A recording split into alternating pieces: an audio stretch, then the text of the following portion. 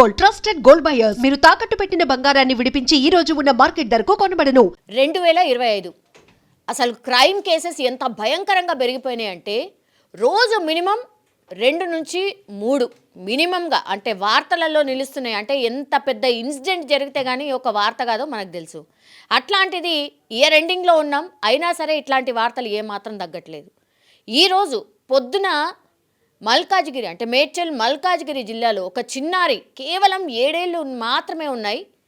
ఏమైందో తెలియదు కానీ బిల్డింగ్ పై నుంచి ఎవరో తోసింది కాదు, ఆర్ యాక్సిడెంట్లని పడ్డది కూడా కాదు.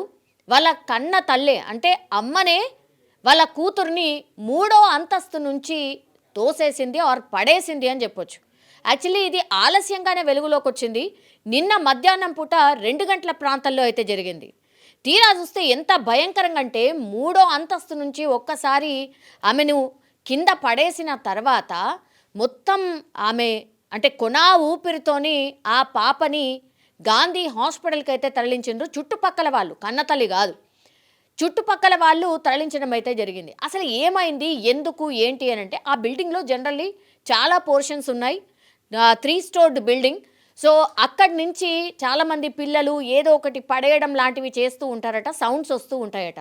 ఒక్కసారిగా ఈ పాపని పడేసిన తర్వాత అట్లనే పిల్లలు ఎవరైనా ఏదైనా పడేసిండ్రో ఏమో అనుకొని అందులో బిల్డింగ్లో ఒక మహిళ బయటకు వచ్చి చూసేసరికి పూర్తిగా ఆ అమ్మాయే కింద కనిపిస్తోంది.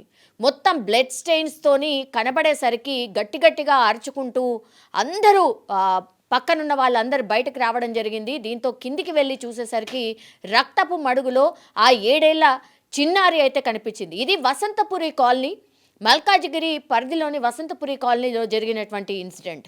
ఒక్కసారిగా అందరూ షాక్ అయిపోయినారు. 7 ఏళ్ల పాపని ఇంత దారుణంగా అసలు కన్నతల్లి ఎట్లా విసిరేసింది ఏంటి అని కనుక్కునే ప్రయత్నం ఒకటి జరుగుతోంది. ఏంటి అన్నప్పుడు 6 నెలల కిందటి నుంచి కూడా ఇప్పుడు అమ్మాయి తల్లి ఎవరైతే ఉన్నారో ఆ అమ్మాయి తల్లికి బాగోట్లేదు. అంటే ఆమెకి కొంత మెంటల్లీ బాలేదు, ఆమెకు ట్రీట్మెంట్ ఇస్తున్నారు కాబట్టే తను తెలియకుండానే ఈ పని చేసి ఉంటుంది అని చుట్టుపక్కల వాళ్ళు కొంతమంది చెప్తున్నారట. మిగతా వాళ్ళు ఏం చెప్తున్నారంటే అసలు అట్లాంటి పరిస్థితి ఏమీ లేదు, బాగానే కనిపించింది, చాలా సాధారణంగానే మాట్లాడింది, మరి ఆమెకి ప్రాబ్లం ఉందని మాకైతే తెలియదని ఇంకా కొంతమంది మాట్లాడుతున్నటువంటి సిచ్యువేషన్ అయితే కనిపిస్తోంది. కానీ ఒక్కసారిగా ఈ అమ్మాయి పేరు వచ్చేసి షారోమి, వాళ్ళ అమ్మ పేరు వచ్చేసి మోనాలిసా. సో ఏం జరిగిందో తెలియదు కానీ మరి ఇంకా ఫ్యామిలీ మెంబర్స్ ఎవరు, వీళ్ళ ఫాదర్ ఎవరు, ఇంకా వాళ్ళకి ఎంతమంది పిల్లలు ఉన్నారు, ఇవన్నీ విషయాల మీద అయితే ఆరా తీస్తున్నారు పోలీసులు.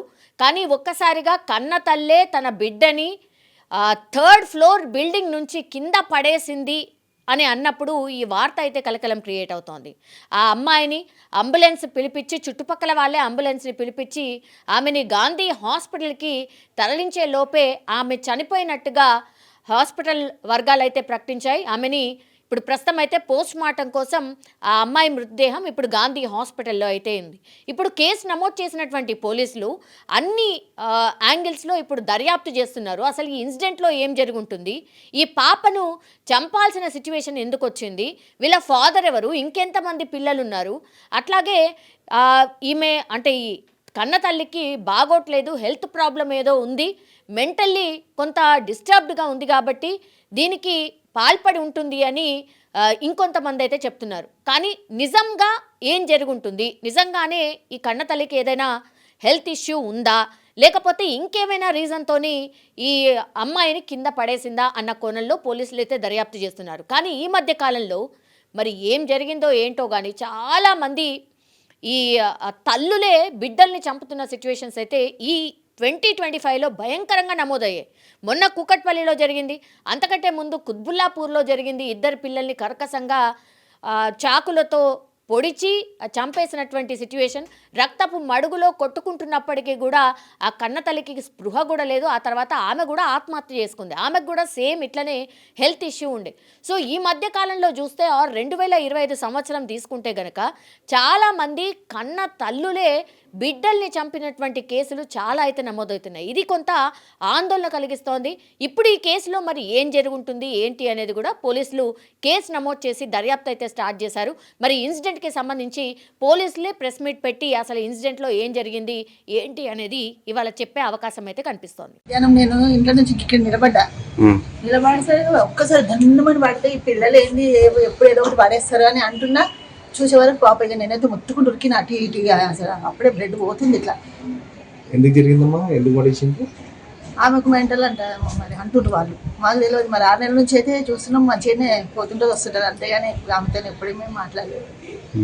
ఎప్పుడు జరిగిందమ్మా ఇది? 2 తర్వాత అంతే, 2-15 నిమిషాలు. పాప ఏం చేయమంటారమ్మా? పాపకి ఎన్ని సంవత్సరాలు ఉంటాయి? 7 years అంటే. జరిగిందమ్మా అంతా గొడవ అంటే మొన్న రాత్రి వెళ్ళయింది అన్నారు కానీ మాకు తెలియదు ఆ విషయం. పైన కదా వాళ్ళు